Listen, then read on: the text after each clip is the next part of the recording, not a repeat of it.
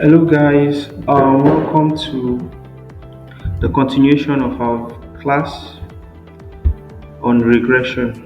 And in this case, we're going to be doing multiple linear regression and we're going to be solving a real life situation together with it. And this is going to be your assignment. So we're going to be going halfway together. They are going to complete the remaining half. In our previous video, we have already done the theoretical basis and how to do simple linear regression. So let's jump into what we have here. So look at this question we want to solve. We want to solve this question. It's a real life situation. So let's get started. Suppose a commercial developer is considering purchasing a group of small office buildings in an established business district. The developer can use multiple linear regression analysis to estimate the value of an office building in a given area based on the following variables. Y. Assess the value of the office building. X1. Office space in square feet. X2, number of offices. X3, number of entrances. And X4, age of the office building in years. Now, the person wants to estimate the price of an office building, right? Now, what he wants to predict is our Y, that is our dependent variable, assess the value of the office building.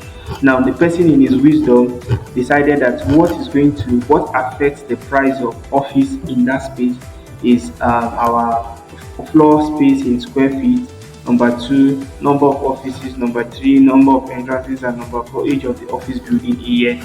So these are the things that influence the price of offices in that area.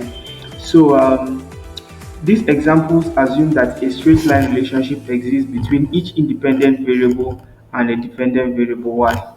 Um, Before you use linear regression, there are some assumptions to test, and one of them is that there is a linear relationship between them. So they are telling us that there is actually linear relationship. So don't worry about the fact that whether it satisfies the assumption.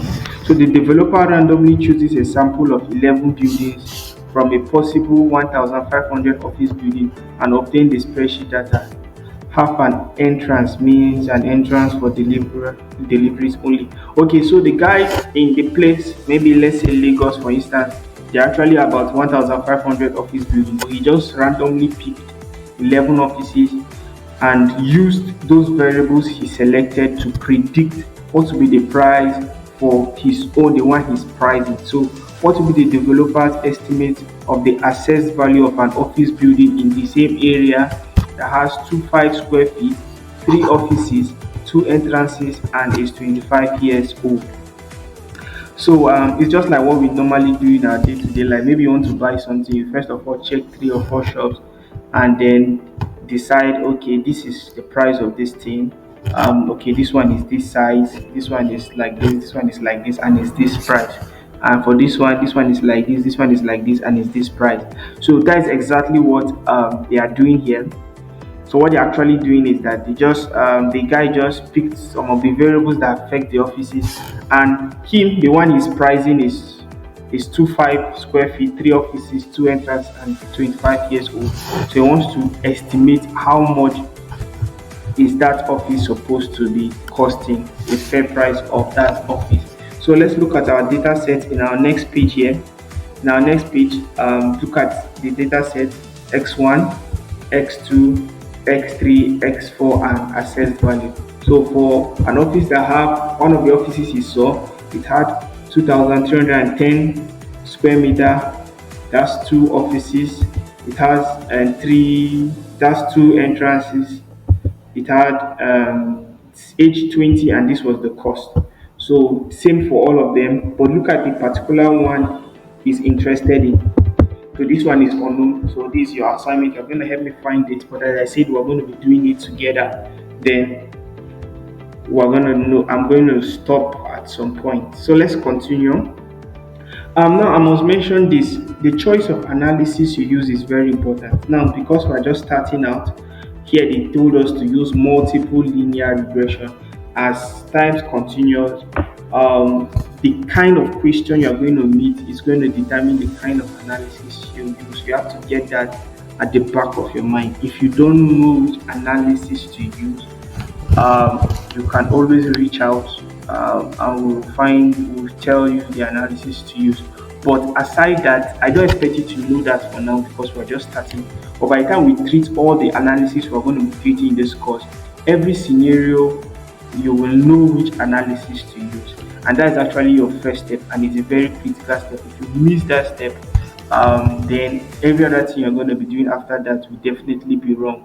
But if you get it right, then every other thing will be a smooth ride.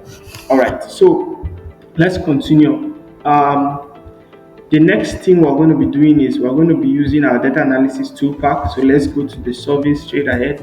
We have data analysis, we have regression. Okay, so our value for y, it's already highlighted it because I had worked on this before. But let me delete it and select it again. So we're going to pick our value for y. Our value for y is from here down to this place. I didn't pick unknown, I stopped here.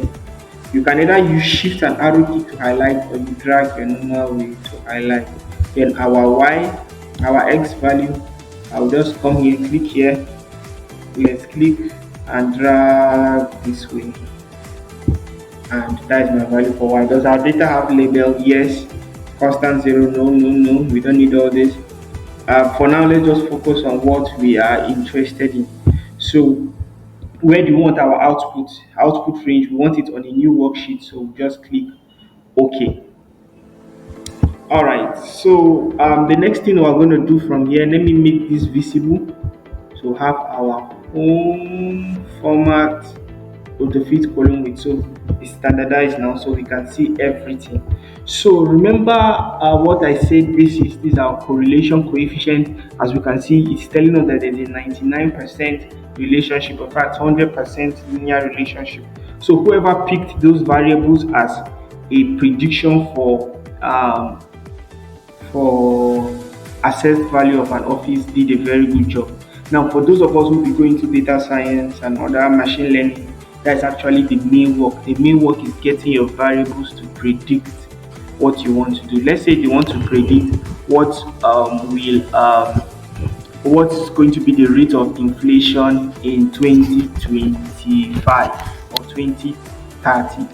Now, the most important thing is going to be getting the right variables that will help you do the prediction.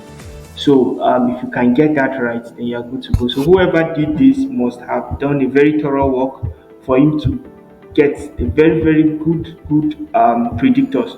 So we see that there's a perfect relationship between all of them. These are our adjusted R. Everything here looks so good. So it's 99%, 99%, 99%. So now is our regression line. Now remember, our ANOVA tells us whether our regression is significant or not.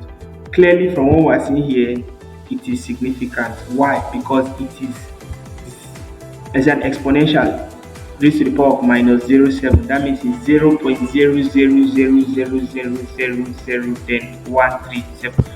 If you want to see it in how it looks like, I believe this should work.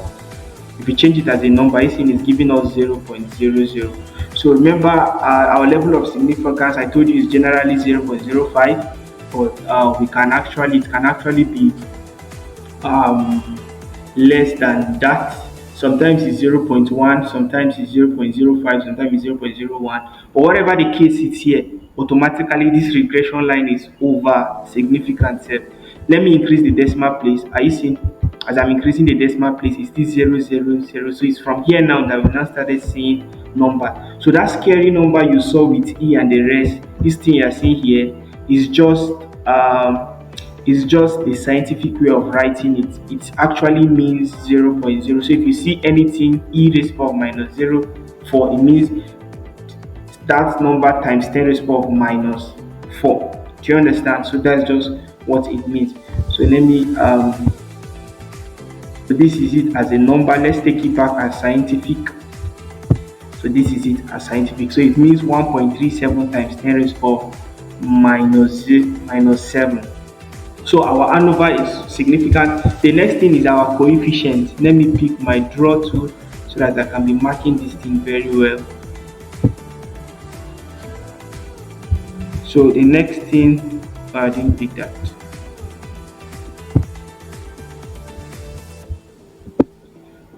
Oh, retouch. Okay. Let me use my hand. All right. So the next thing, important thing is this our coefficient. Now this one is going to help us to get our line, get our equation. Remember, we need an equation to predict. Um, have I gotten to my 50%? I think I've gotten to my 50% too, or I've not gotten. All right, let me continue a bit. So from here, these are our this is what we're going to use to predict. So we want to write our equation now. And remember, from this we will now check if they are significant from here. So from here we're seeing that this one is significant 0.0. This office number of offices is also significant. We have this to the power of minus 0.8. Entrance is also significant. This is less than 0.01, and this is also less than. So everything he picked were all significant predictors of the price. So the next thing now is for us to write our equation. Now the equation we're going to use to predict. So let me get this. If you don't know how to do this, that means you need to be in our word class. If you don't know how to write equations in office packages, you need to join our Microsoft Word class. That is not Excel. So from here, let's write our y is equals to our x1 is 27.6 x1. Okay, now the x1, let me put a subscript for it. So here is going to be x1 plus, now what's going to be our x2? Our x is going to be 12529.76. Our x2 now is going to be this. We're going to have our x here, and we're going to have our 2 here, plus x3. You do for x3, you do for x4. Let me just put dash dash dash dash, plus you put for this, then plus your intercept. Our intercept is 52317, blah blah blah. So let me make this bigger so that we can see. So this is our equation. Let me put it in blue this thing so that we can see it better. So this is our equation. So what this means is that you're going to fill up that. What it means is that if you want to find the value for this one, so this is going to be 2500 here is going to be our x1. So 2500, 27.6 times 2500 plus, we'll come here, this is going to be our x2. Put our x2 here, like that, like that, like that, like that, like that, and we'll add everything up, and we're going to get our own value. I think I have done more than 50%, so you guys are actually doing something. So I'm going to stop here. So complete it, get your equation, get your value for y, put your value of y where it's supposed to be, and then you are good to go. Now with this equation is powerful. So any other office you want to check how much is valued, you can use this equation, put the parameters for the office, and you will get the price that you're supposed to sell that office to you. So if they call a big price for you, you know that that is way beyond that. If you call a low price, all the best. Only very, very sincere people will agree that it's lower than that. All right, so that is it about regression. I'm going to send this to the group so we'll complete it and get back our assignments. Thank you, and see you in our next class.